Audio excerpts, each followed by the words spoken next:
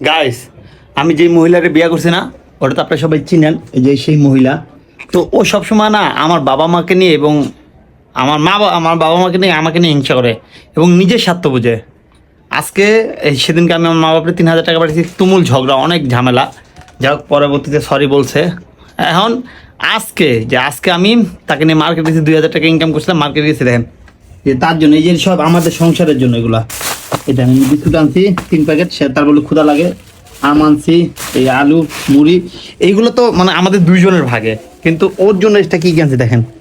এই দেখেন ওর জন্য এই যে সাবান, এই যে এটার দামই 550 টাকা নিছে, এটার দাম নিছে 450 টাকা। এই পেপসুলিন, এটা বড় পেপসুলিন, এটা নিছে 220 টাকা, এটা নিছে 300 টাকা, এটা নিছে 250 টাকা। ঠিক আছে, দেখছেন এটি সব ওর জন্য। তো হিসাব করুন কত টাকা।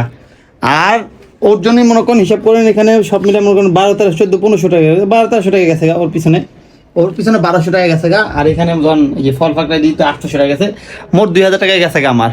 তো এই যে এই মেয়ের জন্য তো আমি এত কিছু করতেছি, ও আমার বাবা মায়ের নিয়ে কেন হিংসা করে। আমার কথা হলো, আমি আমার নসিবে আমি তোরও দিমু, তোর আমার বাবা মায়ের দিমু, তুই কেন হিংসা করবে? এই যে আজকে তোমার জন্য এত কিছু আনলাম।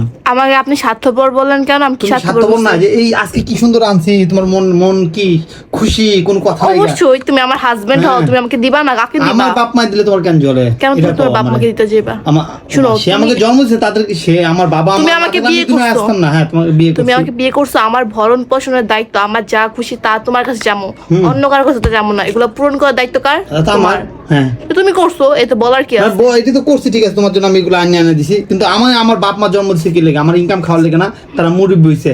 তো আমি তোমার 3 ভাই আছে আরো। আমার 3 ভাই না, আমার 50 ভাই থাক, আমার অধিকার, আমার যতগুলো ভাই থাক, আমার কথা আমার তৌফিকে দিছে আল্লাহ, আমি দিব, তাই না? সে এটা নিয়ে জ্বলে, সে এটা নিয়ে আমার ঝগড়াঝাটি করে, জানেন? আরে তুমি একা কেন দিবা? তোমার বাপ মার কি আর কোনো পোলা নাই গা? আর তো দুটা ছেলে আছে, তুমি বা তারা দুইটা ছেলে আছে। দিলে দিব, না দিলে না কেন? ওরা দিব না কেন? আরে ভাই, ওগো তুমি করবো নাকি? যে ওগো বউর আমি কি আমার দিতে বলছি?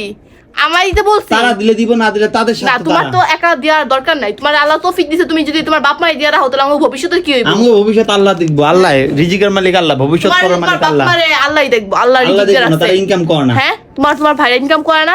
তারা যদি না দিতে মন চায়, তাহলে তোমার কেন দিতে মন চায়? আরে ভাই, তুমি তাদের সাথে আমার তুলনা দিবে না, হাতের 5টা আঙ্গুল এক না। তো তুমি তোমার সকালাত পূরণ করি, তো আমার মা বাপের নিয়ে কখনো হিংসা করবে না। কেন করবো না? 100 বার করবো। করবা না, এই জন্য আমি ভিডিওটা করলাম যে তুমি কখনো আমার বাপ মানে হিংসা করো না। তুমি তোমারটা পাও, এবার আমি আমার বাপ মানে কি দিব না তুমি আমার পার্সোনাল ব্যাপার, ঠিক আছে? তুমি আমার যদি 1000 টাকা দিয়ে মন ভরায়, তোমার বাপ মায়ের তুমি 10,000 টাকা দাও, তাহলে আমি কেন বলবো না? 50,000 টাকা তোমার বাপ মানে, তোমার 5,000 টাকা সমস্যা? তোমার সমস্যা? তুমি কেন আমাকে 5,000 টাকা দাও? তোমার বাপ মায়ের কেন 50,000 টাকা দিবা?